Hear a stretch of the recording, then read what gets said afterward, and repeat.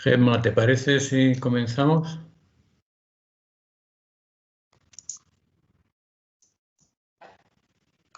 Se ha congelado la imagen. Bien, yo creo que podemos comenzar, aunque todavía se incorporarán algunas personas más, supongo, en los próximos minutos. Bien, pues vamos a comenzar la segunda sesión de este subgrupo con 4 ponencias que en su mayor parte tratan los impactos urbanos de la pandemia. En primer lugar, va a intervenir la profesora Ana Fanny Alessandri Carlos, que como los demás hemos utilizado en la sesión anterior, tendría unos 20 minutos para la exposición y cuando finalicen las ponencias tendremos un tiempo para el coloquio. Pido a todos los participantes que cuando se esté planteando una ponencia tengan el micrófono apagado para reducir el ruido ambiente. Muchas gracias. Adelante, profesora. Muchas gracias. Vou falar em português. O trabalho que eu vou apresentar, como já foi dito na sessão de hoje, faz parte de um debate sobre o urbano, não é? E a ideia do trabalho é pensar como é que a pandemia, não é? Ela aparece e é vivida no plano da vida cotidiana na cidade. O ponto de partida, evidentemente, é a metrópole de São Paulo. Os dados que eu apresentei no trabalho escrito são da cidade de São Paulo, da metrópole. Todavia, o fenômeno, né, as contradições que eu estou colocando para o caso da cidade de São Paulo, eles se desdobram para o caso das cidades brasileiras, não é? Como nós também vimos hoje de manhã na apresentação do Klaus Frey. O ponto de partida, não é, do meu texto é pensar que a pandemia provocada pela propagação do vírus, ele tem uma expressão espacial, ele tem uma intensidade e ela é definida, não é, como através de questões sociais, não é? No Brasil, se fala muito da pandemia como uma questão de saúde, como uma questão sanitária. Então, desde o começo dessa pandemia, o meu grupo e eu estamos desenvolvendo análises em relação à pandemia, situando-a no plano das questões sociais, que no caso brasileiro, ela tem como fundamento uma situação crítica de crise urbana, que tem como fundamento a urbanização periférica. Essa urbanização periférica é decorrente de um processo de industrialização imposto pela divisão do espaço mundial do trabalho, não é? Que faz-se como, no caso da América Latina, poupadora de mão de obra, obrigando a vasta parcela da força de trabalho em potencial, não é? De alojar-se no setor informal da economia. E com as taxas com altas taxas de exploração da força de trabalho através dos baixos salários, obrigando um amplo contingente de trabalhadores a morar nas periferias da mancha urbana, onde o custo do solo urbano era mais baixo, em função da ausência do trabalho concretizado, produzindo um espaço de infraestrutura necessária ao desenvolvimento da vida urbana.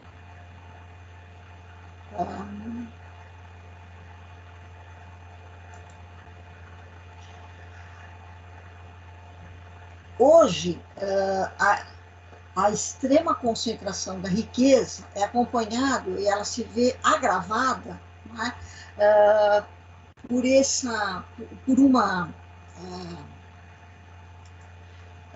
Ela é agravada, não é? Por uma situação de crise, né, como eu já havia sinalizado no início, não é? Uma situação de crise em que, agravada pelo modelo neoliberal de desenvolvimento do capital, que tem rebatimento direto no modo como como se hierarquiza a sociedade urbana, e que aparece no espaço através da articulação, da justaposição entre uma hierarquia social e uma hierarquia espacial. Essa articulação das hierarquias, né, de uma hierarquia social e uma hierarquia espacial, ela cria a cidade segregada. No plano explicativo, a pandemia provocada pelo novo coronavírus, ela traz desdobramentos, ou ela aparece com uma questão social, com o seu desdobramento no comportamento da economia, encobrindo um plano que é muito mais complexo, que é o aprofundamento de uma crise urbana de grandes proporções vividas no Brasil. Né?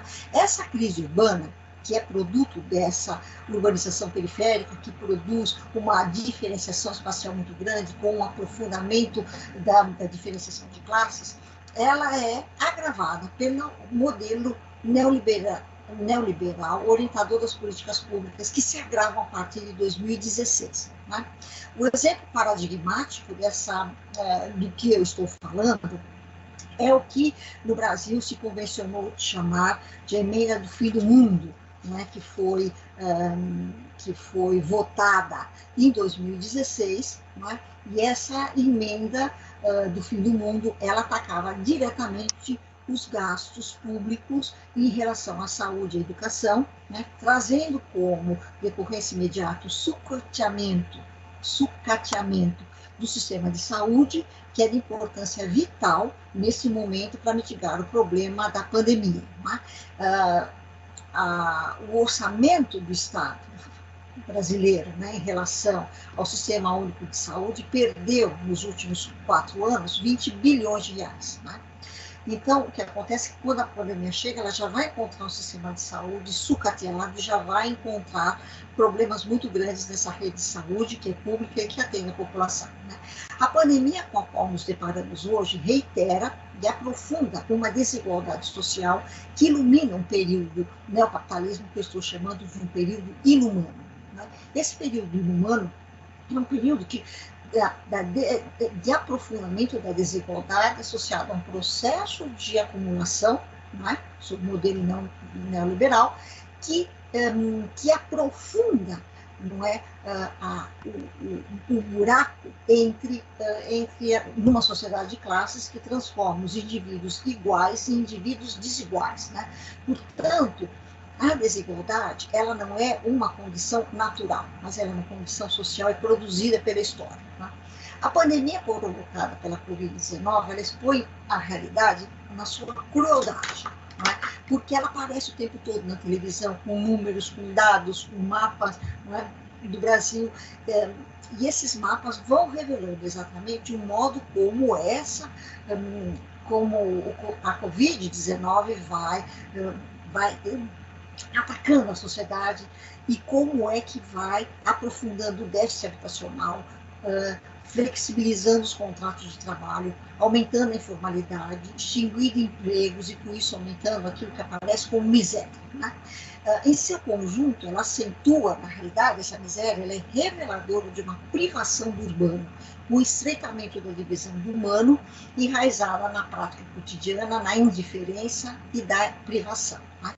A pandemia ilumina a contradição centro-periferia, que é produtora do urbano e que vem, né, que se explica por essa história que eu sinalizei no início. Né?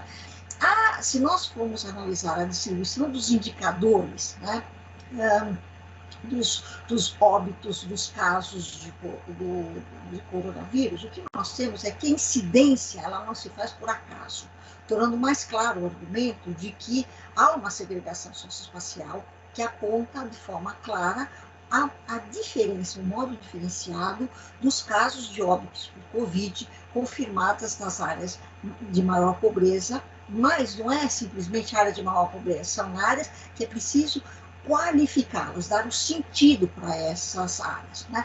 Então, são áreas onde a infraestrutura é maior, mas são áreas onde o processo de urbanização induzido pela industrialização produziu áreas onde o preço do solo é menor, é mais baixo, porque a quantidade quantidade de trabalho contida nessas regiões é menor, então, portanto, são áreas onde a infraestrutura é menor e os indicadores de vida, né, dos elementos que são importantes para a reprodução da vida são escassos ou inexistentes. Então, o preço do solo na periferia é menor exatamente porque a cidade se produz expandindo-se numa mancha urbana onde a infraestrutura não é construída. Né? Então, essa relação entre centro e periferia, né, entre as áreas centrais e as áreas da mancha urbana, as áreas periféricas, que se produzem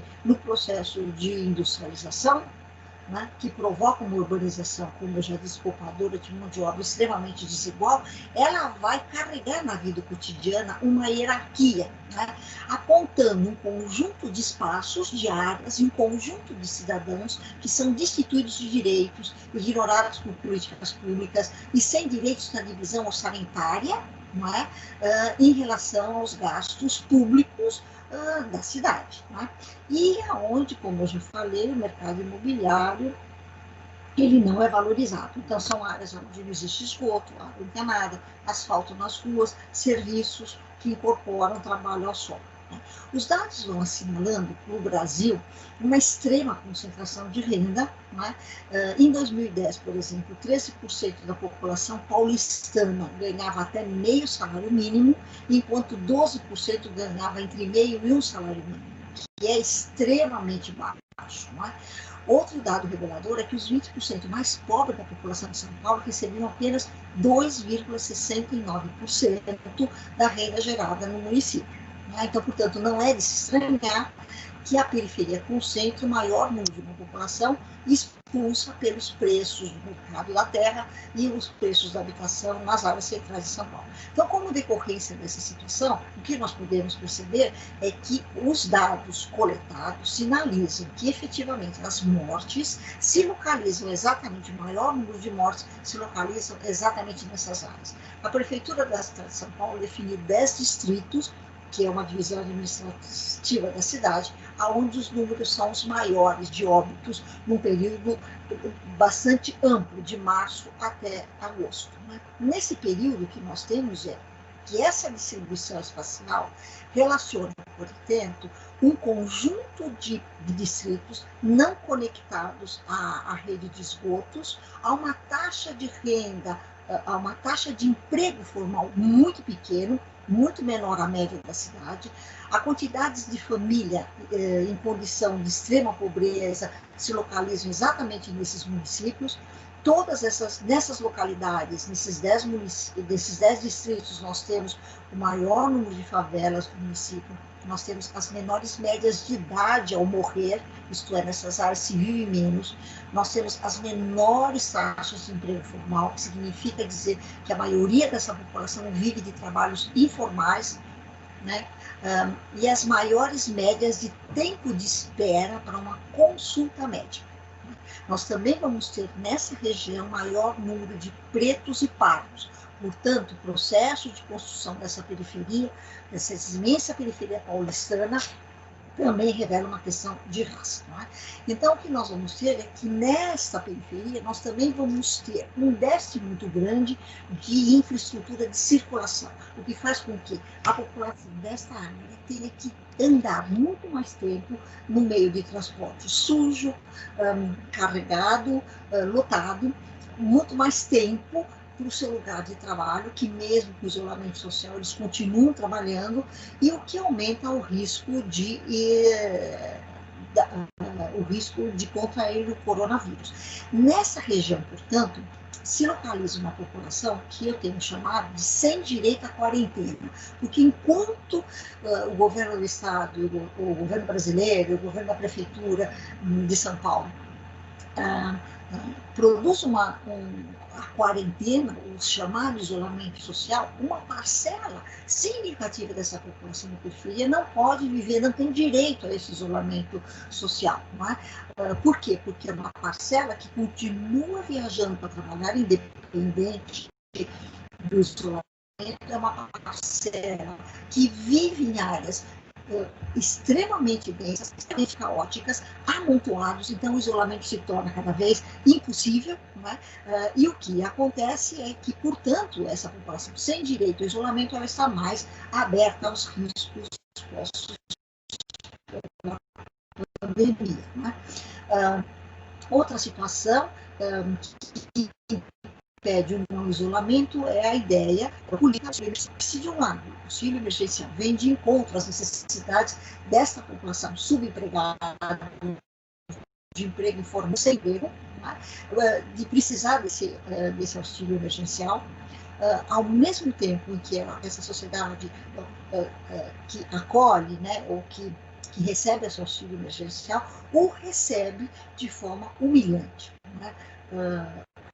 Essa população é obrigada a fazer filas imensas, a se aglomerarem nas portas dos bancos estaduais, não é? Aonde o dinheiro será distribuído, né? Amontoados o dia inteiro, não é?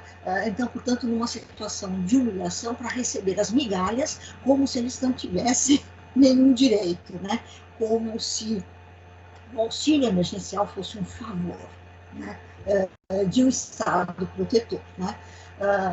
Também nessa área, né, nós vamos encontrar, como eu já disse, os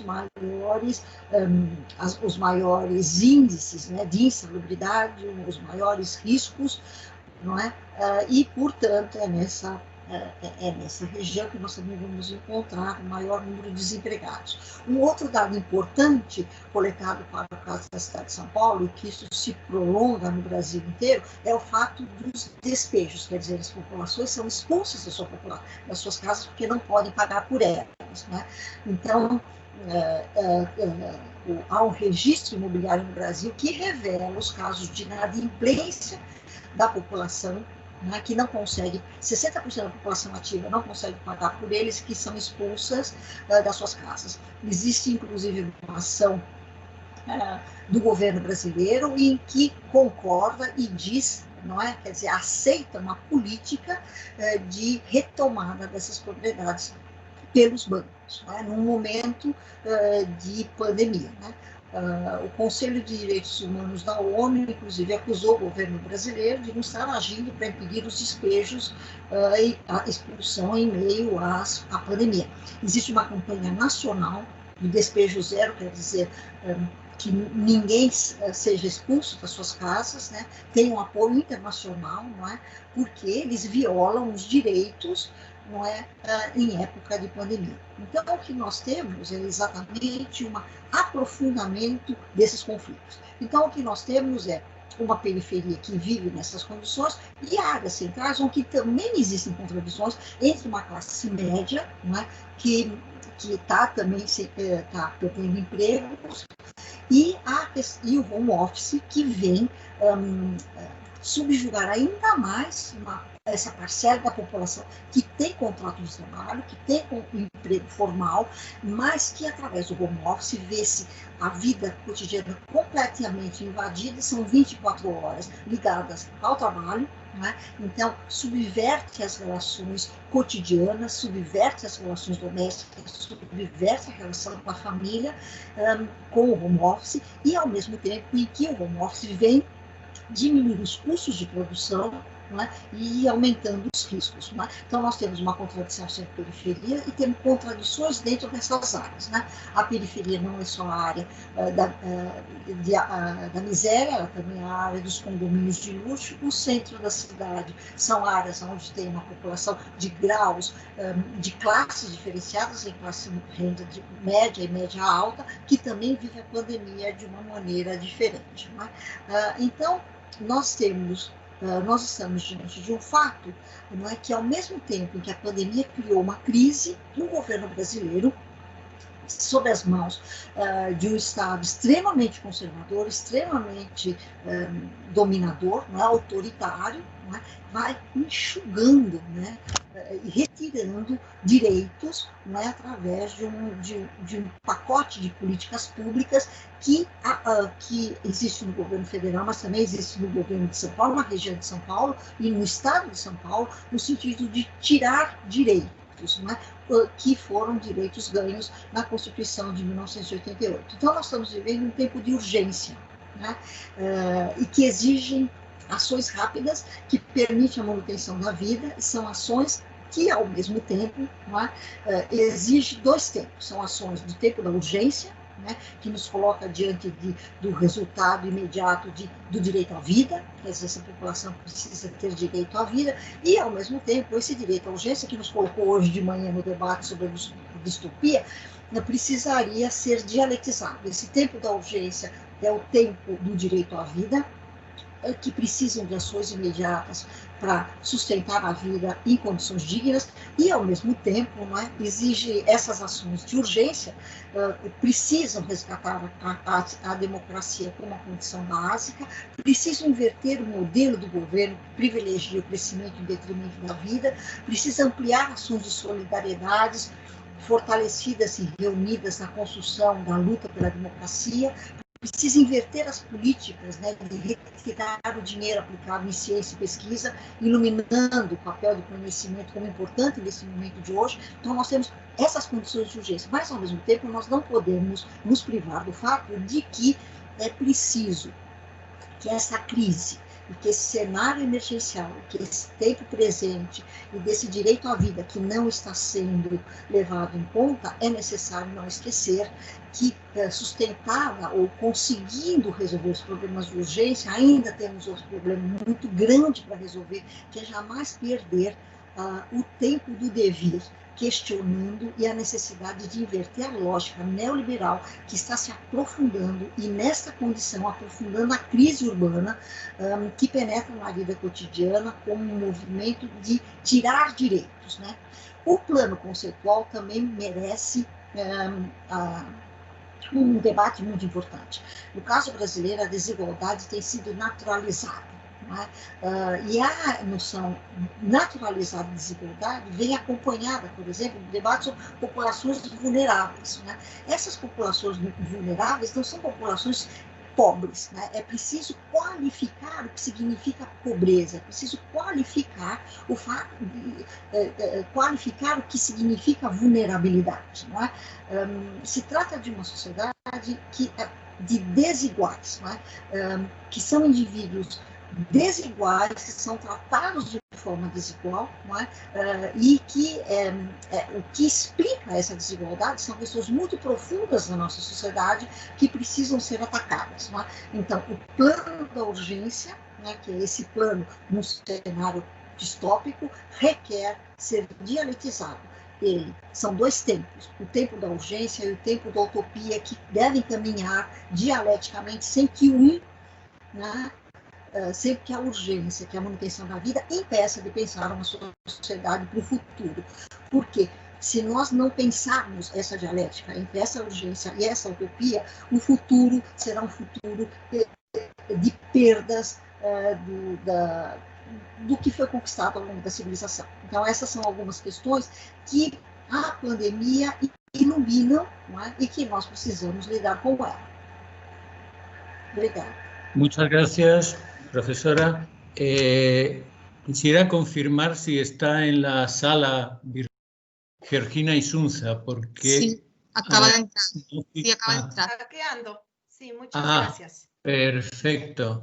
Pues entonces... ya estoy lista. Se va a presentar la segunda ponencia de la profesora Georgina Isunza sobre territorios de proximidad y economía local, lecciones aprendidas al enfrentar la pandemia COVID-19, el caso de la Ciudad de México. Tiene 20 minutos para la exposición. Muchas gracias. Muchas gracias. Me voy a permitir compartir mi presentación.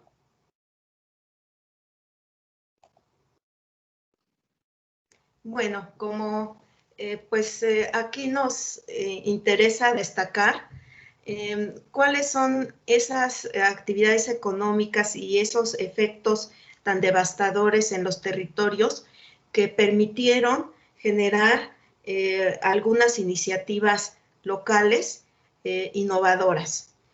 El objetivo entonces es, por un lado, evaluar muy someramente los efectos sobre la economía local de la Ciudad de México y, por otro lado, cómo a partir de la construcción de iniciativas solidarias se fortalecen los territorios de proximidad, tan importante que es reivindicarlos en la actual crisis y repensando incluso la ciudad. La premisa que orientó este trabajo se basa principalmente en los efectos de la crisis sanitaria, que básicamente son dos: el distanciamiento social, confinamiento, encarcelamiento, le han llamado de distintas formas, pero digamos que en el argot de las políticas públicas se le llama distanciamiento social, las restricciones económicas y las restricciones a la movilidad urbana. Por supuesto, también incluyen los espacios públicos.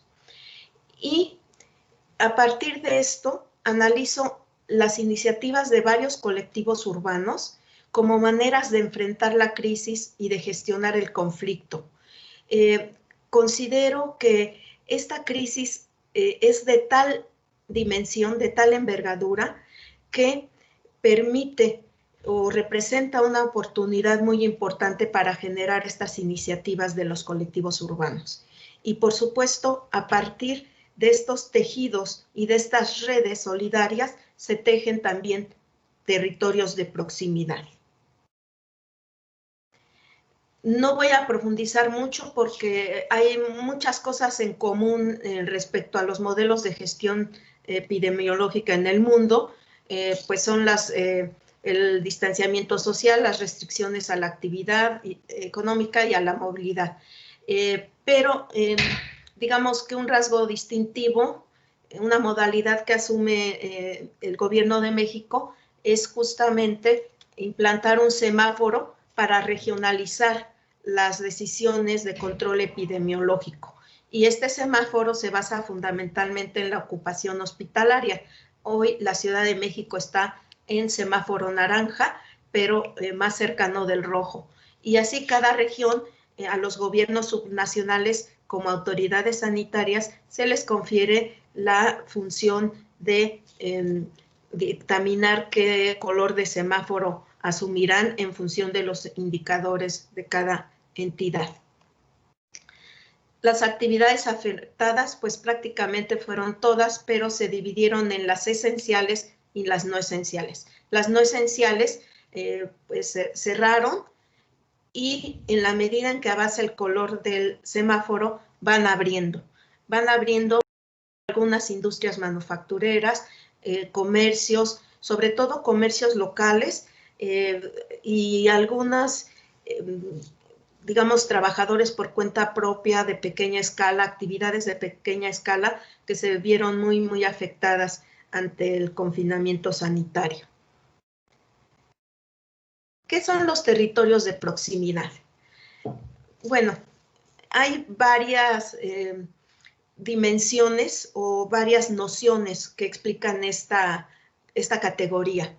Sin embargo, yo asumo, considerando que es el lugar más próximo que rodea a un individuo, su espacio residencial. Incluye una serie de relaciones que se tejen alrededor de los vecinos, relaciones de confianza. Y esto es muy importante porque ahí donde hay relaciones de proximidad es un territorio propicio para construir iniciativas locales innovadoras. Bien, algunos otros autores consideran que es la dimensión más familiar de la ciudad y que implica un anclaje social. Esto es muy importante porque lo que nos ancla al territorio nos permite identificarnos y nos permite construir redes solidarias en el tiempo. Y bueno, en este sentido, esos anclajes son vínculos que exploran la ciudad en sus diversas escalas. Es decir, no son barrios cerrados, sino que es un barrio que genera iniciativas desde abajo, iniciativas ciudadanas y que intentan enfrentar, en este caso, una crisis sanitaria tan devastadora desde los propios recursos locales, aunque intentese influir en otras escalas geográficas. Dicho esto, yo identifiqué primero un padrón de organizaciones solidarias y las que más destacan son en pro de derechos humanos. Hay algunas para los derechos de, digamos, preferencias sexuales. Hay otras sobre defensa de derechos de los migrantes. 11 que son las más numerosas para la atención de poblaciones vulnerables. Y bueno, hay 21 otras organizaciones no clasificadas. Entonces, de estos, yo me permití identificar algunos colectivos que están operando en los barrios. Por ejemplo, está un colectivo que se llama Barrio Chido. Barrio Chido es un apelativo muy capitalino, digamos, acá en la Ciudad de México, que quiere decir que es algo bueno, algo agradable, ¿no? Entonces, la colectiva Barrio Chido, La Merced es un barrio muy tradicional mexicano donde era una central de abastos y todavía conserva su fisonomía de zona comercial muy importante, ¿no? Y aquí me permito compartir esta fotografía de la cuarta mesa de acopio solidario. Ellos hacen acopio solidario. Después está esta otra iniciativa. No voy a narrar todas, pero hay bastantes. Las más emblemáticas y a quienes nos permitimos entrevistar, pues son estas. La Café Raíz, que reparte diario 40 raciones de comida a personas en situación vulnerable, ¿no? Y bueno, ellos dicen que buscan frenar la pandemia del hambre. Hay otra que se llama Mi Barrio Me Respalda, que justo es a la población más vulnerable, a los grupos más desprotegidos que están en situación de calle.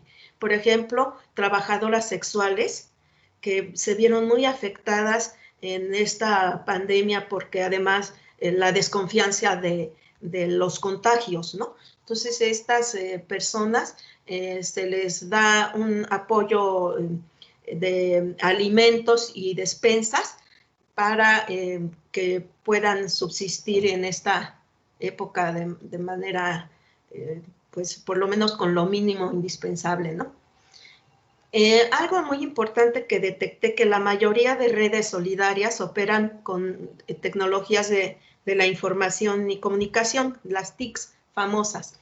Entonces, estas se generaron plataformas de ayuda mutua para facilitar la vinculación de actores, para distribuir mercancías y hacer un poco contrapeso a los monopolios de Uber y de todo este reparto de alimentos y de mercancías por aplicaciones que en general generan empleos desprotegidos y pues captan una buena parte del mercado. Entonces, hay estas las que yo identifiqué. Y bueno, creo que estoy en tiempo. Voy a hacer algunas reflexiones. Este trabajo no es exploratorio aún, porque todavía no he podido evaluar a la luz de la información disponible la experiencia de todos estos colectivos urbanos. ¿Por qué? Porque me da la impresión que surgieron de manera espontánea, no tienen escalabilidad y no son financieramente sostenibles. Esto es muy importante, a diferencia de las fundaciones ya existentes que cuentan con una bolsa de donadores, digamos, y que con eso pueden financiar algunas iniciativas. Yo me encontré varios tipos de iniciativas, entre ellas incluso empresariales con y sin fines de lucro.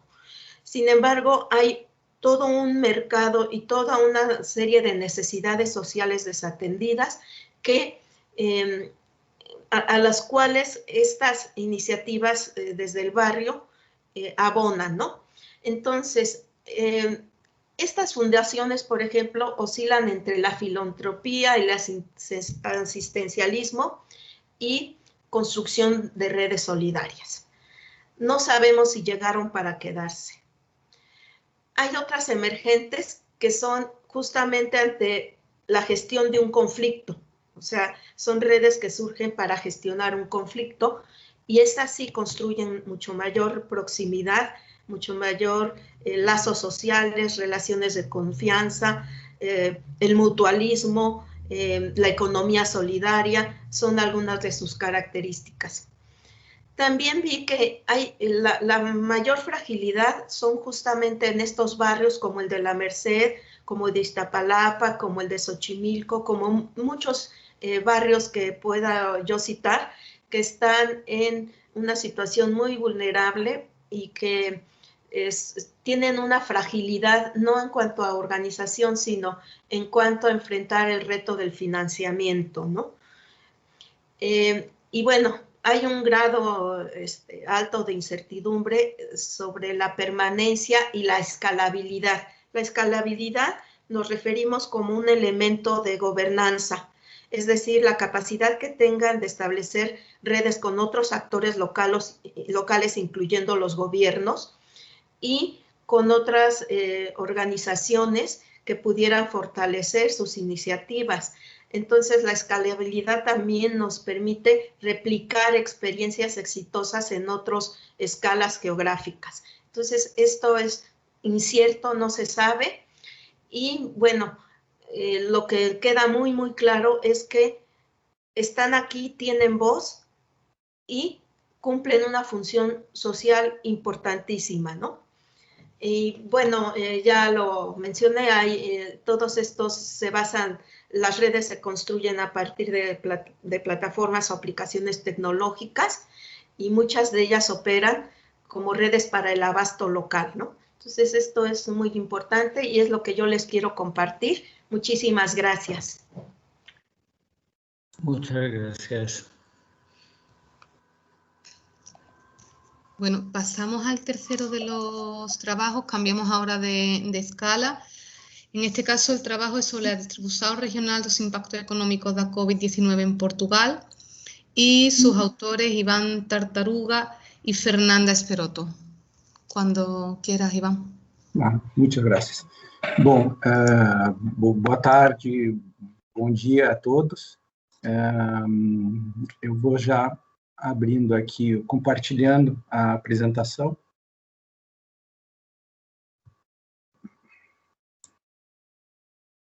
Bom, o objetivo do nosso...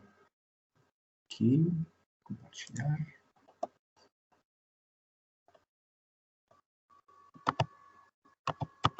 O objetivo esse é o nosso trabalho, é o título do nosso trabalho. Eu fiz em conjunto com eu sou geógrafo de formação, sou professor e pesquisador do Centro de Estudos em Geografia e Ordenamento Territorial da Universidade do Porto, em Portugal, e fiz esse trabalho junto com a economista Fernanda Esperoto, que também é do mesmo centro de pesquisa, onde ela faz o seu pós-doutorado, né? E o objetivo básico desse trabalho é discutir, ver os impactos da Covid, né, em Portugal. Aí nós estamos fazendo uma análise regional, os impactos da Covid nas desigualdades regionais em Portugal. E aí o nosso foco é, a partir da área de geografia econômica, é um trabalho voltado para os impactos econômicos da Covid em Portugal e nas suas diferentes regiões. E aí nós trabalhamos com uma metodologia com um certo grau de inovação para analisar esse tipo de impacto. A nossa apresentação vai correr, vou fazer uma pequena contextualização da problemática, mostrar rapidamente a metodologia, né, um indicador de potencial de risco econômico, depois fazer a discussão da nossa análise, né, do Covid e o risco econômico para Portugal e como isso afeta o desenvolvimento regional ou aumenta a desigualdade regional em Portugal, e as considerações finais. A contextualização. Primeiramente, nós a Covid, né, essa doença, essa pandemia traz alguns desafios, mas ao mesmo tempo traz algumas oportunidades também. Primeiramente, os outros trabalhos já, em parte, discutiram isso um pouco, mostraram depois. O grande problema da Covid é a paralisação de diversas atividades. Bom, atividades econômicas, né, que acabam afetando a economia como um todo e de forma diferenciada, dependendo da sua região. Ao mesmo tempo, a gente tem que destacar algumas oportunidades no sentido de melhorias institucionais ou de infraestruturas que são importantes. Uma delas, eu acho que com toda essa discussão, essa problemática, o problema da Covid, da pandemia, que é uma epidemia mundial, né, traz a discussão da centralidade, da importância da saúde pública. Então, aqui em Portugal, tem um sistema de saúde importante, né, e só para pegar um exemplo, nos Estados Unidos, onde há um impacto muito grande da Covid, com grande número de infectados e de mortos também, né, um dos grandes problemas dos Estados Unidos, vamos pegar o exemplo dos Estados Unidos, é a falta de um sistema de saúde público bem estruturado, né? Então, isso mostra a importância desse setor.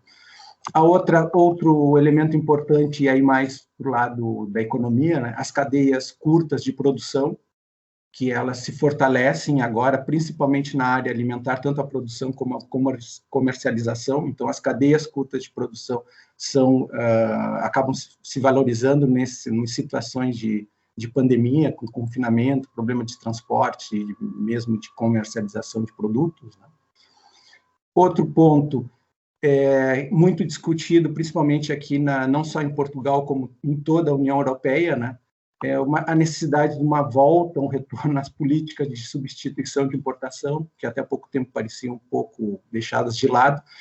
Aqui em Portugal, como em toda a Europa, se sentiu muito, sobretudo no momento mais forte da pandemia, do confinamento e da dificuldade de transporte, a nossa dependência aqui dessa região com a China, com vários produtos básicos que vinham da China, e chegou até a questão das máscaras, mas que afetou bastante. Então, há uma discussão também nós temos que ter uma produção de certos produtos que eram exportados e produtos básicos que têm que ser feitos localmente, ou tem que ter uma política no sentido de tomar cuidado com esse tipo de situação. A outra coisa, e um outro elemento importante, já a professora Fanny discutiu bastante, né, já comentou também, a professora Ana Fanny, a questão do teletrabalho, que agora torna uma coisa importante. Ele tem vários aspectos negativos que a professora anteriormente comentou de forma muito clara, né, e certeira, né. Ele traz alguns problemas. Por outro lado, ele traz algumas vantagens, e no sentido do teletrabalho, num momento de pandemia, é um sistema de trabalho que é interessante ter. Então, claro, nesse sentido ele é muito desigual também. Somente alguns trabalhadores têm possibilidade de fazer teletrabalho. Então, isso gera uma certa desigualdade. Sem falar do aspecto ambiental também. O teletrabalho acaba, em função do trabalhador não ter que ir para o local da sede da empresa, né? Há uma diminuição do impacto ambiental também. Então, isso é um elemento importante também para se discutir. Então, esse é um dos contextos, esse é o contexto que a gente tenta trabalhar no nosso trabalho, focando nas atividades econômicas. E levando em conta trabalhando a questão das desigualdades sociais que a gente tenta mostrar nesse trabalho, vendo as regiões mais vulneráveis no contexto da pandemia. Ainda na contextualização, primeiro, destacar que o risco econômico ou o impacto econômico da Covid é muito diferente frente ao confinamento. Cada região tem impactos econômicos diferenciados em função do confinamento, que é o grande problema que vem através da epidemia, no sentido fora as mortes, né, infecções, pessoas doentes que acabam não podendo trabalhar e afeta a economia como um todo. Outro aspecto é a intensidade desses impactos associados ao tecido produtivo. Então, assim, dependendo do tecido produtivo, das características específicas de cada região, do seu tecido específico de cada região, os impactos são maiores ou menores, em função dessa estrutura produtiva. E, bom, levando em conta esses dois aspectos, primeiro, os efeitos serão diferenciados nas regiões. E aí, pedindo, né, demandando soluções diferentes também. Então, políticas diferenciadas em função da região. Então, esse é o que a gente chamaria, a gente diria que é a nossa hipótese de trabalho, essa necessidade de uma análise regional por cada região, e o que leva a diferentes políticas regionais também. O indicador esse indicador de potencial de risco econômico, ou indicador de vulnerabilidade de risco econômico, ele é um indicador sintético, então nós fizemos essa análise para ver os impactos do confinamento da Covid, né, na estrutura produtiva nas 25 regiões que se divide Portugal, que aqui a gente chama NUTS3, que é a regionalização utilizada. Então, Portugal está dividido na nossa análise, nós usamos essa regionalização de 25 regiões. Os dados que nós usamos, o dado mais importante é este, que são pesquisa amostral das empresas em Portugal, que foi feita na primeira quinzena de maio de 2020. Houve outras pesquisas feitas nesse sentido, que são amestrais, mas a gente pegou essa porque foi o período onde houve um impacto maior da Covid em Portugal, então foi um momento de maior impacto. E aí a gente quis testar, através dessa metodologia, como esse impacto se sentiu nas diferentes regiões, nessas 25 regiões que está dividida Portugal, o país. É importante destacar que essa pesquisa, que é do Instituto Nacional de Estatística aqui de Portugal, ela foi feita, é uma amostra de empresas, analisou 7 setores produtivos, né, e foi para todo Portugal. Então, a nossa metodologia é no sentido de, a partir desse dado que é global, no sentido nacional, né, é uma informação nacional, nós fizemos uma adaptação para cada uma das regiões de Portugal, com as suas vantagens e também as suas limitações também em função desse tipo de escolha. Os dados utilizados são 4. O primeiro dele, esse que está mais claro, claro a corzinha, é a variável 1, é o número de empresas em cada região, e aí é do ano de 2018, esse é um dado que a gente pegou do Instituto Nacional de Estatística também, é um dado do número de empresas em cada região e por setores específicos. E os dados, que são esses 3, que os dados da pesquisa sobre o Covid, era uma pesquisa que tem como a sua primeira variável o percentual de empresas que fecharam temporariamente ou definitivamente.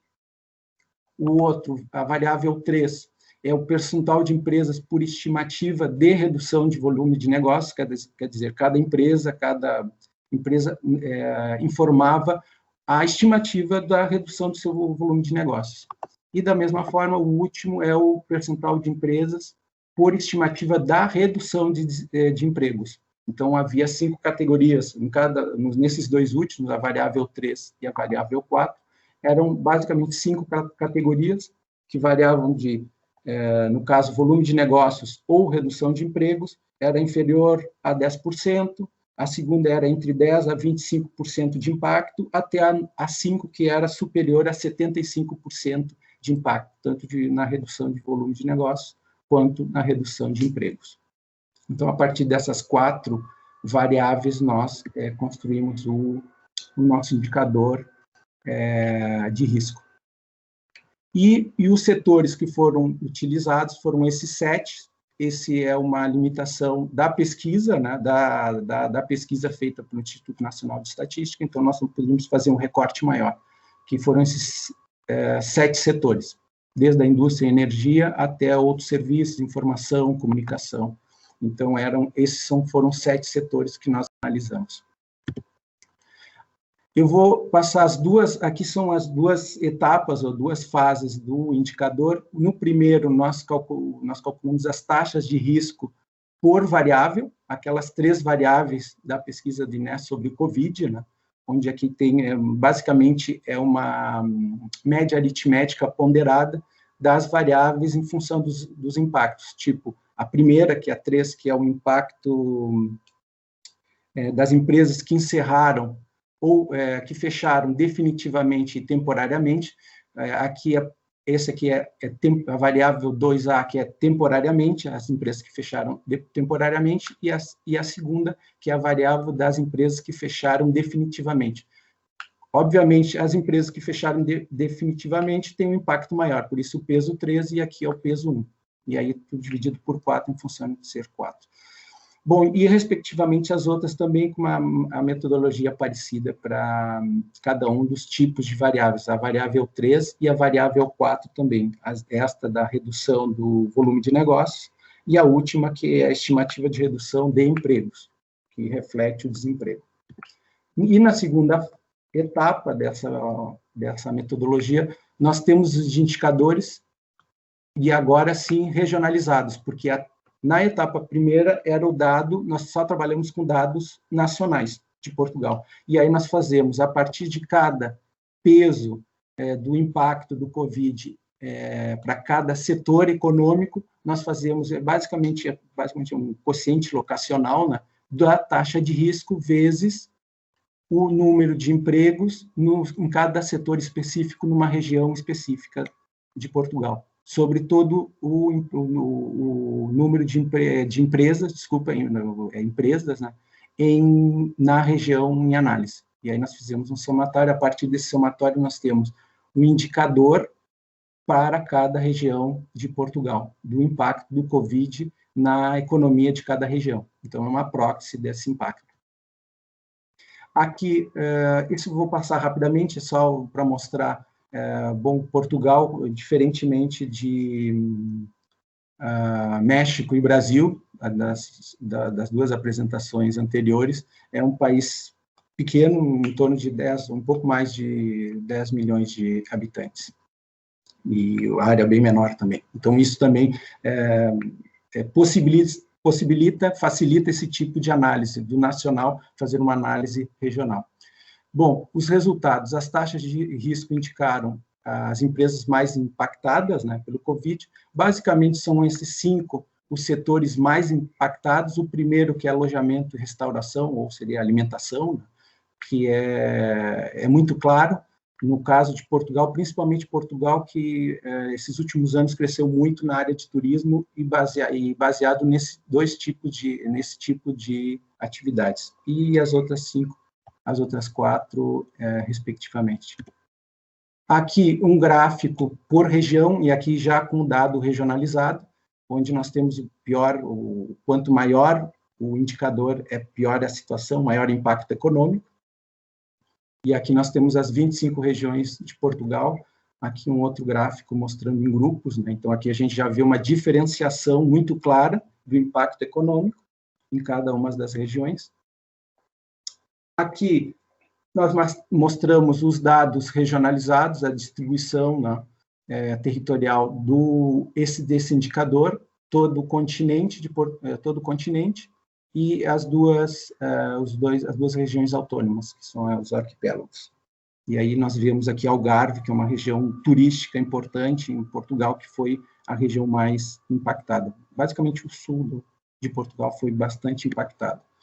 Aqui, nós temos, o primeiro foi o dado geral, esse já é o mapa com o indicador na dimensão do fechamento temporário definitivamente. Essa metodologia também nos possibilita ver por cada tipo de impacto, né? Então, o primeiro impacto, que era aquelas 3 últimas variáveis, a primeira, as empresas que fecharam temporariamente e definitivamente, a redução do volume de negócios, esse impacto no volume de negócios das empresas em cada região, e o último, a estimativa da redução nos empregos, ou reflete o desemprego causado pela pandemia. Aqui os 3 mapas, um do lado do outro, são basicamente muito parecidos, mas têm diferenças bem importantes também nessas 3 dimensões dos impactos da Covid na economia das diferentes regiões de Portugal. As considerações finais, agora nós indo para os finalmente. A conformação do IPRE, esse indicador de potencial de risco econômico, espelhou as desigualdades regionais de Portugal, ou seja, as desigualdades regionais antes da pandemia. Portugal tinha uma certa estrutura de desigualdades sociais que com a pandemia, elas mais ou menos foram, basicamente, elas aumentaram, elas refletem essa desigualdade anterior. Em particular, os piores indicadores de vulnerabilidade econômica não foram verificados no interior, mas sim em regiões promissoras. A exemplo do Algarve, que era uma região turística que, nesses últimos anos, teve um crescimento econômico muito importante e que foi a mais atingida. Outro aspecto, essas desigualdades geográficas apresentam uma tendência de recrudescimento por conta da pandemia, quer dizer, as desigualdades antes da pandemia, elas foram aumentadas, né? Então, os impactos do Covid dessa forma, afetou todas as regiões. Isso indica o reforço da geografia econômica de Portugal, já estabelecida pré-pandemia, porém em condições mais desfavoráveis, em função da pandemia. Quer dizer, as desigualdades continuam basicamente as mesmas, mas pioraram. Todos pioraram um pouco, todos foram atingidos de alguma forma. Sobre as alternativas e oportunidades, primeiro, o Covid, a pandemia nos trouxe a ideia da ressignificação dos processos geográficos, sobretudo as novas configurações de proximidades. A autora anterior, que apresentou, a professora Georgina, que apresentou anteriormente, falou sobre isso também. Na parte de geografia econômica, isso é muito importante, a questão da proximidade geográfica para as atividades, processos econômicos, sobretudo de inovação. Então, nós temos um impacto nisso também. O teletrabalho, que é uma questão que entra em pauta e cada vez mais, né? Até não só por essa pandemia, mas talvez por próximas pandemias, e novos fluxos econômicos também, a questão das cadeias mais curtas, que agora são valorizadas, que têm seus aspectos positivos, sobretudo na parte da alimentação, da agroalimentação.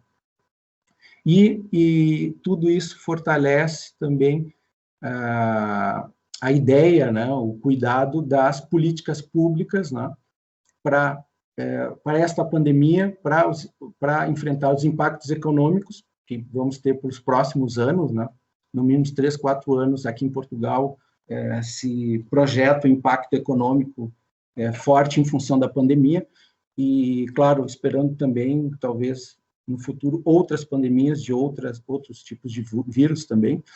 E isso fortalece o enfoque na grande política de inovação e desenvolvimento regional na Europa, e aí já que é da especialização inteligente, né? Então, são aspectos, a Covid traz uma rediscussão, um fortalecimento dos processos de inovação, levando em conta a saúde pública, pandemias, esses impactos que são regionais.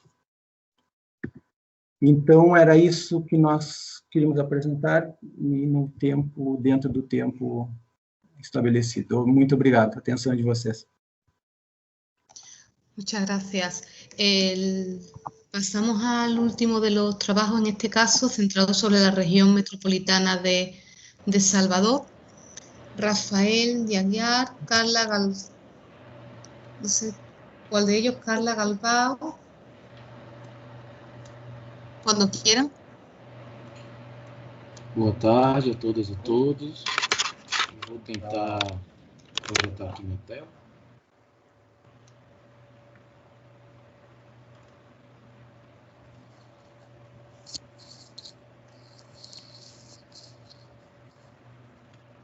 Vem? Sim, se vê bem. Muito bem. Esse trabalho, só um minuto. Não é.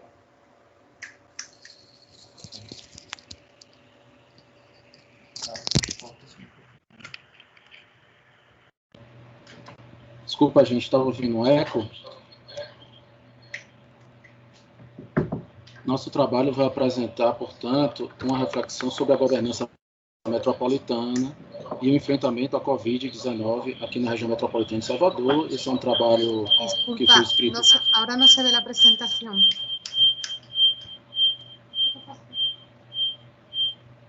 Rafael.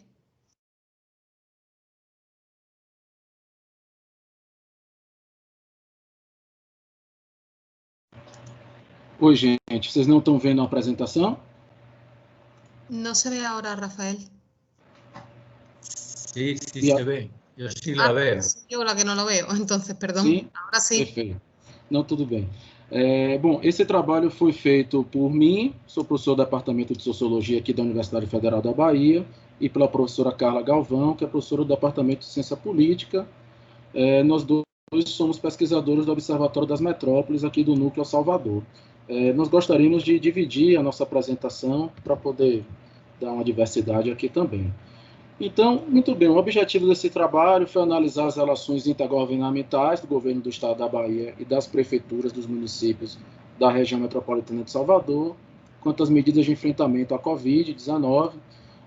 Nós já estávamos pesquisando esse tema quando a pandemia chegou e nós acreditamos que a pandemia trouxe algumas questões e a reprodução de várias questões para analisar a questão, né, esse tema. Então, fizemos uma revisão da literatura sobre o federalismo brasileiro, relações intergovernamentais, governança metropolitana, demos um enquadramento histórico para entender um pouco o contexto da região metropolitana de Salvador e analisamos as principais ações de governo e as relações estabelecidas entre os entes federados, baseando-se numa pesquisa documental.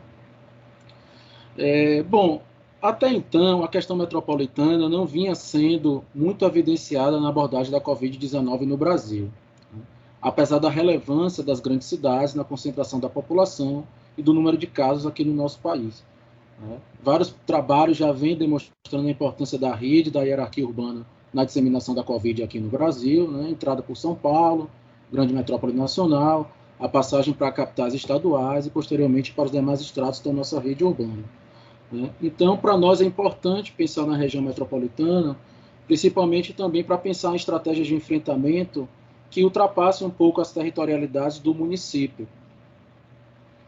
Bom, e esse contexto, essa preocupação, tem fortemente a ver com o Pacto Federativo Brasileiro e as relações intergovernamentais, que são necessárias para a implantação de uma governança metropolitana no Brasil. Então, o Pacto Federativo Brasileiro, que divide o nosso país em instâncias, uma instância federal, várias instâncias estaduais e instâncias municipais, além do Distrito Federal, requer a coordenação de políticas setoriais. E essa coordenação depende tanto dos arranjos institucionais de cada política pública, mas depende também um pouco do perfil da coalizão política. Mais cedo, o Klaus Frey apresentou a realidade do consórcio de São Paulo, do ABC Paulista, e a gente vai tentar discutir aqui aspectos mais políticos vinculados a essa questão. Então, para a gente, a articulação de entes federativos, ele pode se dar a partir de alguns tipos de ações ou de interações. Ações de cooperação, quando há um respeito da autonomia dos entes e eles dialogam, e pactuam práticas e ações. Ações de verticalização e hierarquização, quando um ente mais forte, concentrador de recursos, como são os estados no Brasil, tentam impor um tipo de política ou coordenar de maneira verticalizada e hierarquizada essas ações, ou ações de competição e conflito. Isso é importante porque a primeira experiência de institucionalização das regiões metropolitanas no Brasil se deu no regime militar, a partir de 1973, quando houve uma grande centralização administrativa e um forte controle dos recursos na esfera federal. Ou seja, a experiência das regiões metropolitanas no Brasil traz consigo um histórico de verticalização, de hierarquização e, portanto, uma dependência de trajetória aí que dificulta a constituição de relações mais cooperativas. Toda a literatura vem demonstrando também que a Constituição Federal de 88 não conseguiu garantir maior autonomia à governança metropolitana. Isso se expressou numa frequência muito grande de conflitos entre estados e municípios, em especial entre as capitais desses estados e os governos estaduais. Em 2015, foi criado uma nova lei, conhecida como Estatuto da Metrópole, né, que tentou criar, mais uma vez, uma unidade maior, né, produzir uma constituição institucional que desse uma unidade maior às metrópoles. Né. Foi decidido que as funções de interesse comuns deveriam ser articuladas a partir de uma nova institucionalidade formada pelos municípios que compõem essas regiões metropolitanas.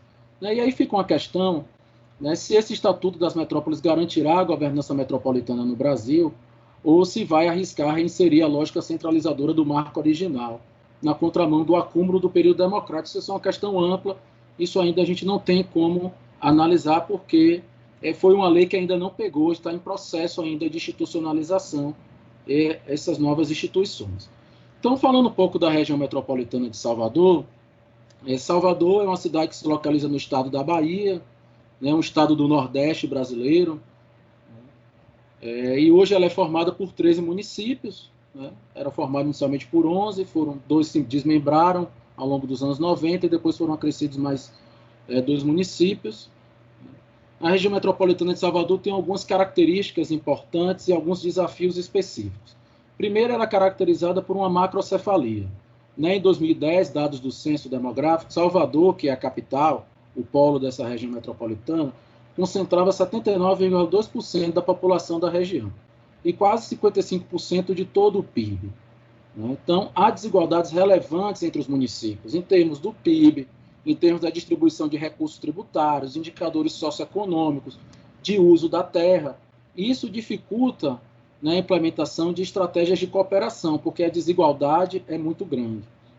Historicamente também, a região metropolitana de Salvador se caracterizou por um forte papel de coordenação do governo estadual, um papel que foi, muitas vezes, levado a cabo por uma Companhia de Desenvolvimento Urbano do Estado da Bahia, a CONDE, que interviu de maneira muito forte nesses municípios, especialmente quando os municípios da região metropolitana de Salvador, ou de alguns desses municípios, né, eram de grupos opositores. Então, a CONDE sempre teve um papel político muito forte, coordenada pelo governo estadual. Historicamente também, por conta desse forte poder do governo estadual, a gestão municipal de Salvador se caracterizou por uma grande vulnerabilidade. Muitas vezes, Salvador era tomada como um município importante, mas um município no toma lá da cá, né, da competição eleitoral que era construída para disputar o governo estadual. Só que, a partir de 2013, o governo do Estado da Bahia, desde 2007, tem à sua frente o Partido dos Trabalhadores, o PT, mas a partir de 2013 chegou no governo de Salvador a ACM Neto, atual prefeito, né, que elegeu seu sucessor, que é do partido DEM, Democratas, que é um partido assim, de uma dimensão política totalmente oposta do PT e que historicamente na Bahia, né, se confrontam. Então, a partir de 2013, surgiu aí uma nova força política que tentou competir com essa forte concentração do poder do governo estadual, engendrando uma forte competição intergovernamental entre o governo do Estado e a Prefeitura de Salvador. É nesse contexto, um pouco antes até do Estatuto das Metrópoles, que o governo do Estado da Bahia cria a entidade metropolitana, que tem o mesmo princípio do Estatuto da Metrópole, mas essa entidade metropolitana não vem funcionando porque o governo de Salvador, a Prefeitura de Salvador, se nega a participar, judicializou a sua criação, esvaziou, né, o comitê gestor da entidade metropolitana, e isso sempre sob a justificativa de que feria o Pacto Federativo. Então, é um conflito, né, uma competição intergovernamental que vem se expressando fortemente a partir desse conflito entre Prefeitura Municipal e governo do Estado. Bom, eu vou passar a palavra agora à professora Carla Galvão e eu vou passando os slides. Bom, boa tarde a todos e todas. Como o Rafael apresentou, em relação ao um pouco histórico, né, das políticas na região metropolitana de Salvador, sempre houve muito conflito e uma competição intergovernamental muito marcante, sobretudo a partir de 2013. No que tange às medidas de enfrentamento à Covid, nos parece que essa competição e esses conflitos, eles foram suspensos momentaneamente e as relações intergovernamentais entre Prefeitura de Salvador e Governo do Estado foram relações de cooperação, né? Foram tomadas ações conjuntas entre esses dois entes, e os dois entes também criticaram fortemente a falta de uma coordenação federal e as posturas do presidente Bolsonaro, sobretudo em relação à não compreensão, né, da gravidade do problema, né, da pandemia, e também a falta dessa coordenação das políticas. Em relação às medidas, eu não vou detalhar todas as medidas, mas as medidas principais, nós organizamos do governo do estado entre distanciamento social, reorganização dos serviços públicos, finanças públicas e funcionalismo, ações de vigilância à saúde, ações de atenção em saúde e as medidas socioeconômicas. Eu destaco aqui, importante, as medidas socioeconômicas do governo do estado e também as medidas no que tange à suspensão dos transportes urbanos. As medidas da Prefeitura Municipal de Salvador, né, o polo da região metropolitana, a gente também organizou dessa forma, a partir desses temas, distanciamento, vigilância, medidas. Eu destaco aqui, muito importante nas ações da Prefeitura de Salvador, lockdowns setorizados, né, e a medida socioeconômica, que foi uma das únicas no Brasil, prefeituras que se preocuparam em implementar medidas socioeconômicas sobretudo nas regiões em que setorizadas do lockdown. Bom, o que é que a gente conseguiu ver em termos de balanço dessas ações de cooperação entre esses dois entes no que tange a Covid, né? Os resultados foram positivos, né? A Bahia teve em abril uma redução de 27% da taxa de transmissão do novo coronavírus e um achatamento da curva, né? Essa interpretação saiu no boletim da Rede Covida, da Fiocruz e da UFBA, que mostra que as ações rígidas, né, no Estado, em conjunto com a Prefeitura, ações de distanciamento, de redução do fluxo dos transportes, foram muito importantes para segurar a transmissão do vírus, né? O Estado da Bahia apresentou taxas de casos confirmados de letalidade muito menores do que a média do país, ainda hoje isso representa, e Salvador apresentou índices também menores em relação a outras capitais do Nordeste, como Fortaleza e Recife. O governo do estado e os demais municípios da região metropolitana também atuaram de maneira cooperativa, ou seja, não só com Salvador, o polo da região metropolitana, mas também com os outros municípios. Essa cooperação do enfrentamento à pandemia, claro, foi mais forte com relação a Salvador, mas o que a gente notou no nosso trabalho foi uma falta de cooperação entre a Prefeitura de Salvador e os demais municípios da região metropolitana, né? Nesse sentido, teve a falta de um planejamento que envolvesse os municípios da região e a falta de uma coordenação do governo do estado para operar um planejamento para enfrentamento da Covid com todos os municípios, não separadamente com Salvador e com os outros municípios. Então, foi na etapa de flexibilização, né, que a gente começou a notar as consequências desse processo, né? Então, no âmbito da relação Salvador e governo do estado, se aprofundou a cooperação, certo? Os critérios definidos para a volta das atividades foram critérios decididos conjuntamente, né? O governo do estado se reuniu primeiramente com Salvador para definir esses critérios, e aqui eu ressalto que um dos principais critérios utilizados foi a ocupação de leito de UTI, certo? Então, houve uma criação muito grande, né, de leito de UTI. Então, o governo do estado se reuniu separadamente com Salvador, em primeiro lugar, e posteriormente com os demais municípios da região metropolitana.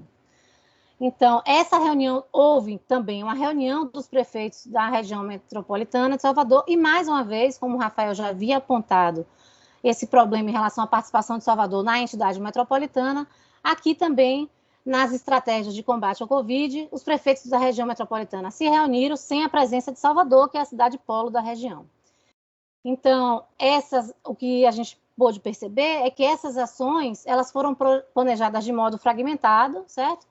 Como se os municípios da região metropolitana de Salvador, exceto Salvador, eles fossem, aspas, aqui inferior em termos políticos, no que se refere à gestão do planejamento no enfrentamento à pandemia.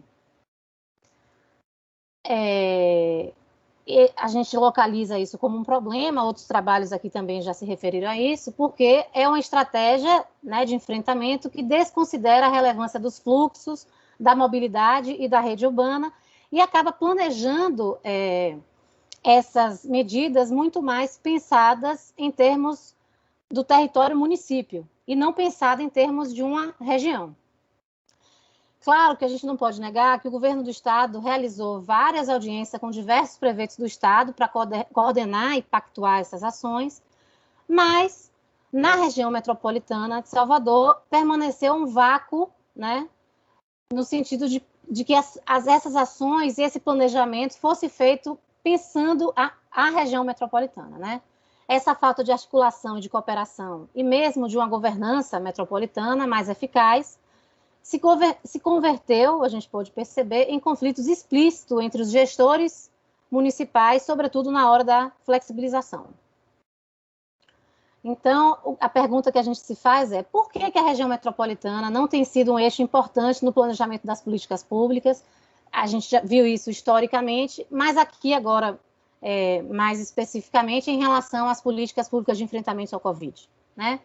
Primeiro, isso tem a ver com, a gente acredita que isso tem a ver com a dependência de trajetória no trato da questão metropolitana, porque é marco dessas relações intergovernamentais. Aqui, a verticalização, o conflito e a falta de uma cooperação entre os entes federados, né?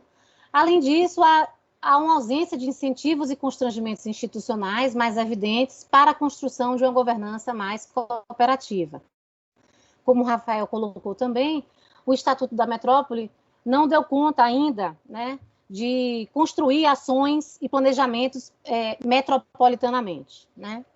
Além disso, eu acho que um elemento muito importante que a gente percebeu aqui, acho que é por isso que a gente falou do trabalho de Klaus Frey também, é a ausência de interesse dos grupos e das elites políticas locais, né? Uma coalizão de interesses políticos distintos. Outra possibilidade de explicação para isso também é que a região metropolitana apresenta um déficit de representatividade metropolitana significativo em seu parlamento estadual. Ou seja, as temáticas metropolitanas não sensibilizam os parlamentares. Pode passar. Então, tentando encaminhar aqui para as considerações finais, o que a gente pôde notar é que na região metropolitana de Salvador, há uma impossibilidade, até agora, de implantação de um padrão de governança cooperativo e solidário, né? A gente entende que a busca por uma governança baseada no bem comum, numa cooperação absoluta e sem conflitos é uma idealização, ou seja, não existe na experiência real, né, das metrópoles, porém, a construção de pactos e acordos é possível, viável, né? E considerando a complexidade demográfica, econômica, social, política e cultural de Salvador e da sua região metropolitana, esses pactos são necessários, né? A experiência, e o que a gente percebeu com o estudo específico das medidas de enfrentamento ao Covid, é que a experiência de cooperação relativamente exitosa, né, experimentada nesse contexto, entre Salvador, polo da metrópole, e o governo do estado, pode deixar um legado positivo, né, demonstrando que estratégias políticas conjuntas podem ser mobilizadas com sucesso.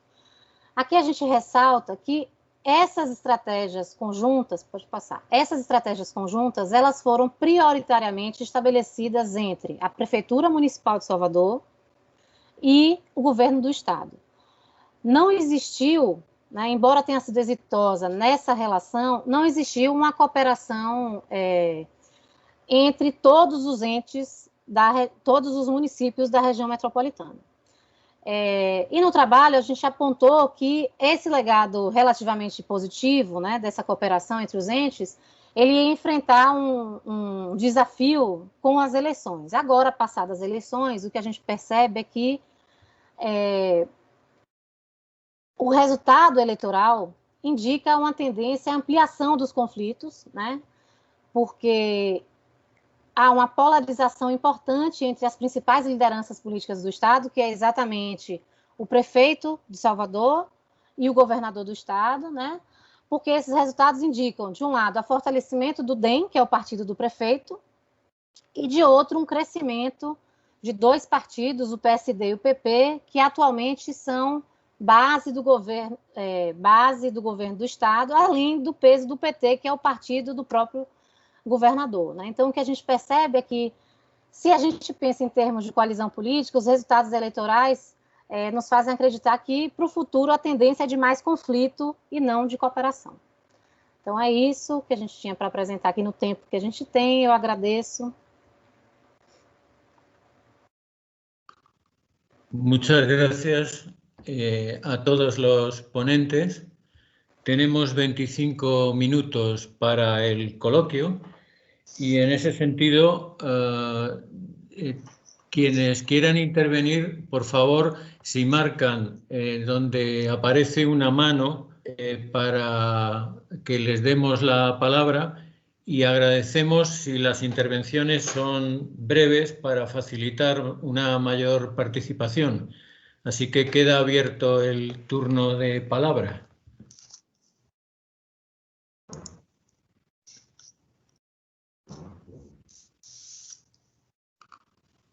Bueno, pues pido yo la palabra para abrir camino.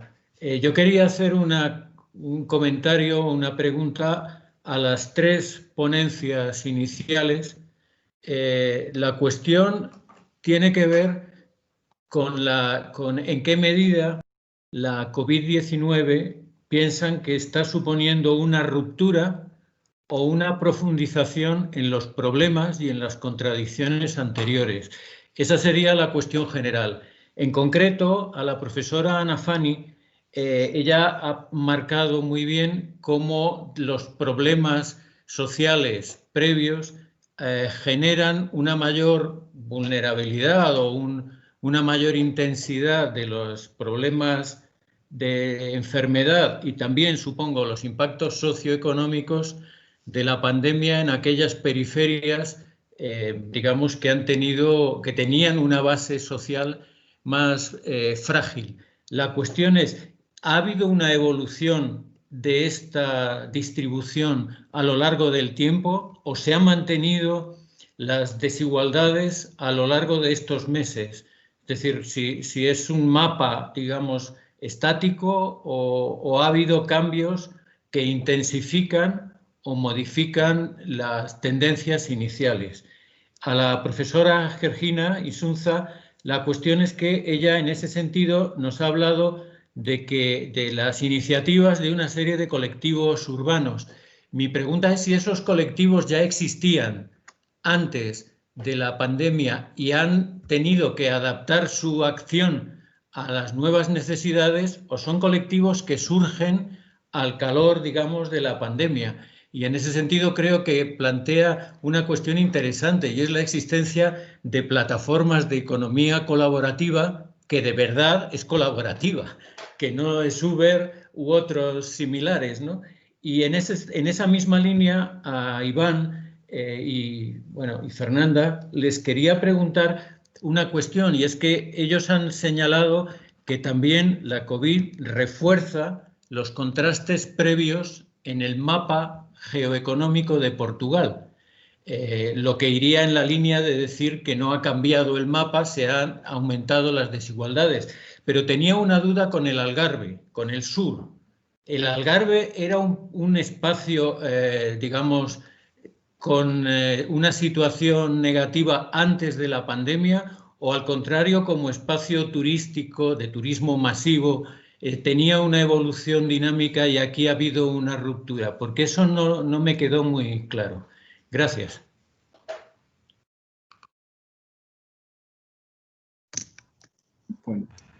Bueno, yo puedo... Começo a responder ou vamos fazer outras perguntas? Quizá podemos contestar, tenemos tiempo y de esa manera pues no dispersamos mucho las preguntas. Si les parece, podemos seguir el orden de las intervenciones. Sim, está bem. Então eu começo. Veja, a Covid que nós temos visto hoje de manhã e agora é que a Covid, ela longe de ser uma ruptura, ela aprofunda os dados que nós temos sobre os processos urbanos, não é, de aprofundamento das contradições que nós vivemos no urbano, principalmente aqui na América Latina, e eu situo basicamente o Brasil. Então, há um aprofundamento. O que, na realidade, aparece no discurso como vulnerabilidade, na realidade, é a violência com a qual o processo de urbanização se realiza, produzindo as grandes periferias. Não é? Então, nesse sentido, à medida em que avança a pandemia, os processos tendem a se aprofundar. Não é? Cada vez mais a população da periferia é mais atacada pela pandemia. Não é? Então, à medida em que o processo avança, o que nós temos visto é que há pesquisas, inclusive, que indicam que como as pessoas da periferia se movem mais porque precisam trabalhar, então exatamente essa mobilidade tem aumentado o número de infectados na periferia. Todavia, acontece nesse mapa alguma coisa bastante curiosa, que é o seguinte: na medida em que há um isolamento social, o que nós temos é o seguinte: uma parte da classe média que começou, no caso de São Paulo, a notificar os dados maiores de infecção, vai diminuindo ao longo do tempo e vai aumentando na periferia. Né? Há um momento em que aumenta e a periferia está com os dados muito grandes. O que nós estamos percebendo agora é com o isolamento social e como há um rompimento da classe média em relação ao isolamento social, continuam viajando e continuam com um grau de sociabilidade muito grande, há uma parcela dessa classe média alta que agora, no último mês, aumentou a taxa de infecção pelo Covid. Mas por que exatamente? Porque ignorou o isolamento social e houve aglomeramento, houve festas, houve viagens, que é mais associado a uma população de classe média alta. Então, o mapa ele não é completamente fixo, mas, todavia, a tendência de que o grau de gravidade ataca mais a periferia, a população de mais baixo rendimento, essa é uma tendência que se cristaliza e revelando a violência do processo de urbanização, a desigualdade que aparece sob a forma de vulnerabilidade.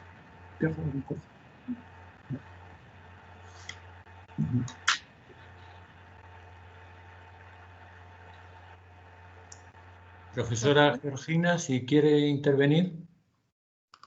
Con gusto. Bueno, respecto a la primera pregunta, esto de si hay ruptura o continuidad, yo creo que hay dos elementos de continuidad. Algo que llegó para quedarse es el teletrabajo, ¿no? Y la educación a distancia. Creo que esos son dos aspectos fundamentales porque muchas empresas probaron las mieles del teletrabajo, ¿no? Todos los beneficios que les acarrea y costos que ya no asumen, en fin. Sin embargo, en un proyecto más amplio como para repensar la ciudad, hay varios aspectos que a mí me dejan la idea de inercias que van a continuar. Por ejemplo, hay un afán desmedido de las personas por tomar o retomar los espacios públicos y por la movilidad, por la copresencia física, por la proximidad, por el viaje cara a cara. Todo esto creo que muchas personas están esperando el eterno retorno, ¿sí? Entonces allí creo que pues no, quizá esperan llegar a la situación anterior por esa nostalgia de los márgenes de libertad que ahora se han restringido, ¿no? Que esto a mí me parece muy importante. Sin embargo, por ejemplo, si el teletrabajo y todas estas aplicaciones cibernéticas operan en la vivienda, hay que repensar la habitabilidad de la vivienda y hay que repensar también que quizá la vivienda se deslocalice, ¿no? Hablando en términos del commuting, ¿no? Son escenarios posibles, digamos, ¿no? Respecto a la segunda pregunta, la lista que presenté al principio, sí son todos los que yo revisé. Sin embargo, los que yo ejemplifiqué y que localicé como nuevos, que emergieron, que surgieron exclusivamente durante la pandemia, conté 13 colectivos. Como les decía, la investigación está en curso, pero supongo que hay más, ¿no? Y estos 13 colectivos son los que yo he hecho trabajo de campo y que mostré como de raíz, la Merced Barrio Chido, y todas estas aplicaciones en algunos estudiantes de la UNAM. En fin, sí encontré bastante material de nuevos colectivos o algunos otros que cambiaron su actividad, que estaban dedicados, por ejemplo, a actividades productivas, digamos, a producir en función del aprovechamiento local de los recursos y del beneficio comunitario, y escalaron. Entonces empezaron a producir las costureras, equipo médico, ¿no? Cubre, bueno, acá no, las mascarillas, en fin. Entonces sí hubo esta flexibilidad y experiencias nuevas. Los restaurantes también, en afán de vincular productores comunitarios de la agricultura que aún existe en la Ciudad de México, en el sur, Milpalta, Xochimilco, Tláhuac, para vincularlos, hicieron unos convenios de abasto para los grandes restaurantes. Entonces, sí hay iniciativas muy importantes que yo me atrevo a decir que si no fuese por esas iniciativas, pues hubiese estallado una crisis social de gran alcance, ¿no? Sería lo que tengo que decir. Gracias. Gracias. Bom, agora sou eu.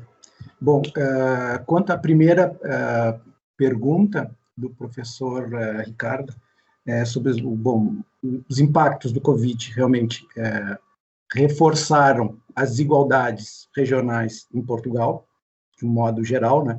Mas, assim,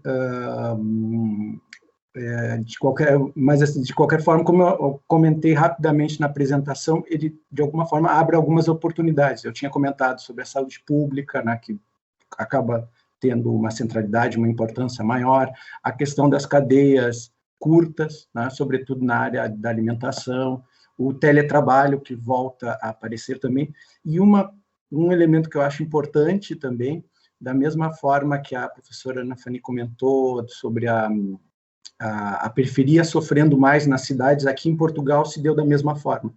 Essa pesquisa que nós fizemos com esses indicadores não mostram esse tipo de escala, né? A gente não trabalhou com essa escala, mas por outros estudos e até dados estatísticos do próprio INE, do Instituto Nacional de Estatística, mostra isso, que realmente os mais pobres acabam sendo mais atingidos pelo Covid. Uma outra questão positiva do Covid, se é que nós podemos tirar alguma coisa positiva dessa pandemia, é a questão da visibilidade desses problemas. Eu acho que em alguns lugares, como a própria saúde pública, acho que ficou muito claro, é um debate não só aqui em Portugal, acho que no mundo inteiro, a importância da saúde pública. Então, principalmente no caso de uma pandemia, não adianta tu proteger uma parte só da população, que aí tu não controla a pandemia, porque tu tem que atingir, de alguma forma, proteger toda a população, senão a pandemia, a doença, né, não para, ela vai continuando, ela tem continuidade. Então, nesse sentido, eu acho que é uma grande, essa situação da pandemia é uma grande oportunidade de visibilidade desses problemas, e eu acho que esse é o foco, que como isso mostra esses problemas dos pobres sofrendo mais, a questão do trabalho menos qualificado, os trabalhadores menos qualificados acabam sendo atingidos de forma mais forte também. O teletrabalho não é para todos, só alguns têm condições de fazer teletrabalho, apesar de ter alguns aspectos negativos também, mas nesse momento de pandemia o teletrabalho é muito positivo, sem dúvida alguma. Quanto à segunda questão sobre a pandemia acaba reforçando esses contrastes, né, essas desigualdades regionais, no caso do nosso estudo específico de Portugal. O caso de Algarve e também do Alentejo Litoral foram as duas regiões mais afetadas. E nesses últimos anos foram, eu diria assim, as duas regiões mais promissoras, principalmente em termos econômicos, esses últimos anos em Portugal. Então, realmente, isso sai um pouco da generalidade da nossa análise. E, bom, as desigualdades foram reforçadas, mas nessas duas regiões, sobretudo no Algarve, atingiu de forma mais forte. E isso é explicado principalmente pela estrutura específica do Algarve, que era uma economia promissora, então estava crescendo bastante em termos econômicos, né, mas muito dependente do turismo. Ela está muito focada em industrialização mínima, né, ou os outros setores, né, não tendo uma participação importante, então era muito dependente do turismo. Como é, de forma geral, todo Portugal, esses últimos anos, depende muito do turismo, mas as regiões que são mais diversificadas economicamente, não tão dependentes do turismo, acabaram saindo melhor, acabaram não sofrendo tantos impactos. Mas o Algarve, sim. E tanto é que o Algarve, houve toda uma discussão agora no último verão, aqui na Europa, né, da questão dos ingleses, que são o grande público turístico do Algarve. Então, era uma grande preocupação da região que os ingleses não pudessem vir para cá, para a região do Algarve, na época do verão. Então, isso mostra a dependência e a especialização dessa região, que é o que explica um pouco o Algarve ter sofrido mais do que... Bom, os indicadores mostram que o Algarve foi a região mais impactada economicamente em Portugal, né? Então, é explicada pela sua estrutura, esse tecido econômico. Isso também visibiliza outro problema que se discute não só no Algarve, né, mas em termos nacionais, né, de uma economia muito dependente num único setor, que é o caso do turismo, que me parece que é uma discussão, em parte, também importante no caso da Espanha, né, que a Espanha é um país que depende muito do turismo também, né, diversas regiões, são dos pontos turísticos principais no mundo também.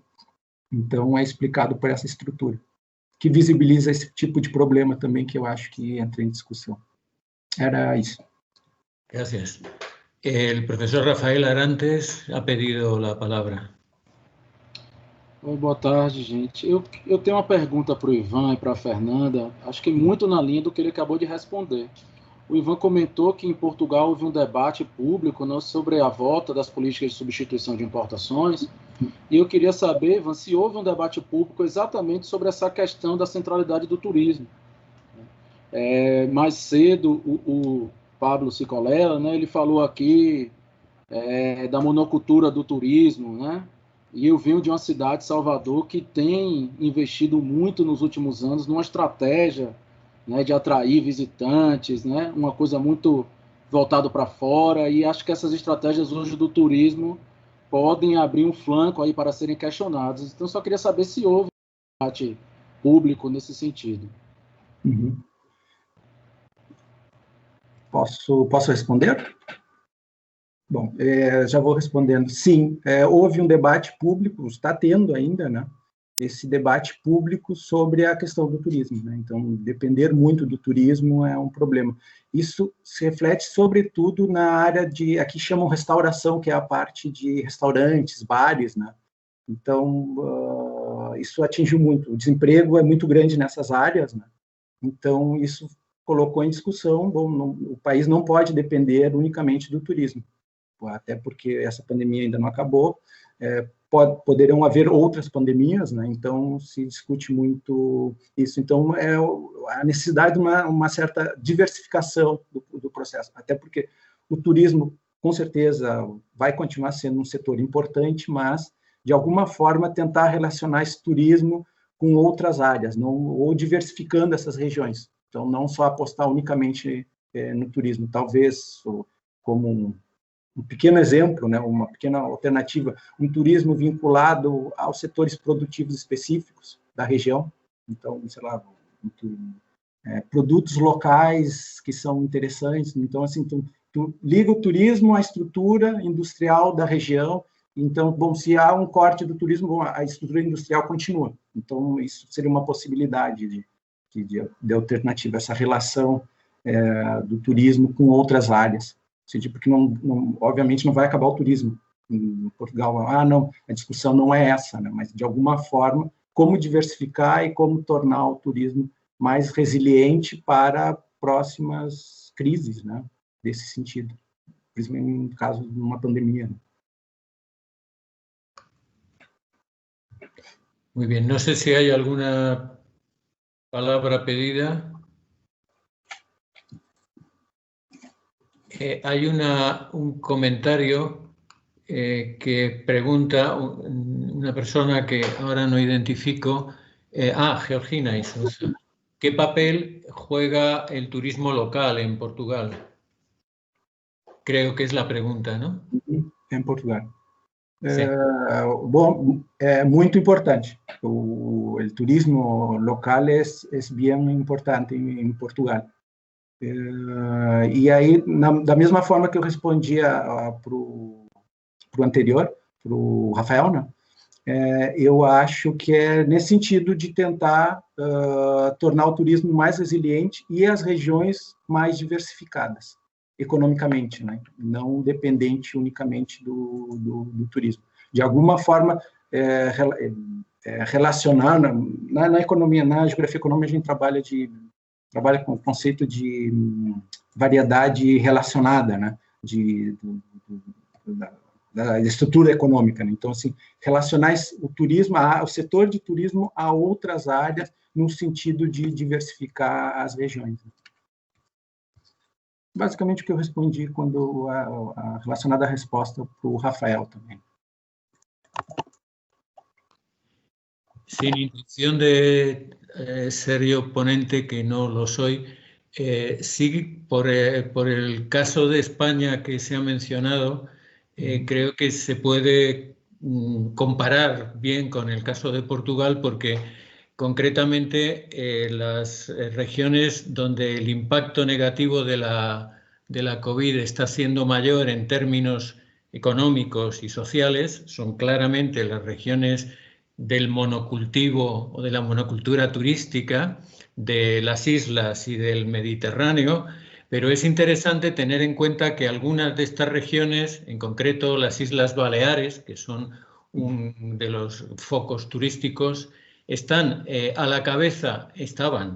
en renta por habitante, en tasas de crecimiento, han sido, junto con las Islas Canarias, las que menos impacto han tenido de la enfermedad, y pese a ello es con diferencia la que está teniendo unos efectos más graves desde el punto de vista de su economía, del empleo y social. Lo que yo creo que nos plantea la cuestión, esa vieja cuestión de la geografía, de distinguir entre crecimiento y desarrollo integrado, porque es evidente que han sido ejemplos de crecimiento, pero se pone de manifiesto que en cuanto sopla el viento caen con mucha facilidad. Y en ese sentido creo que es un ejemplo que se podría comparar con algunos otros, como el del Algarve, o dentro de las diferencias. Aquí tienen alemanes e ingleses, aquí se combinan los dos. Bueno, perdón por la intervención de ponente. La cuestión es si hay alguna pregunta más. De momento no veo ninguna persona que levante la mano. Si no es así, pues damos por concluida la sesión. Muchas gracias a todos los participantes y les emplazamos mañana a la tercera sesión del subgrupo, que comenzará a las 10:30 en la misma sala. Sala 22. Muchas gracias. Hola, 22. Y buenas tardes. Gracias, buenas tardes, un placer. Gracias, buenas tardes. Gracias, buenas tardes. Hasta mañana. Hasta luego.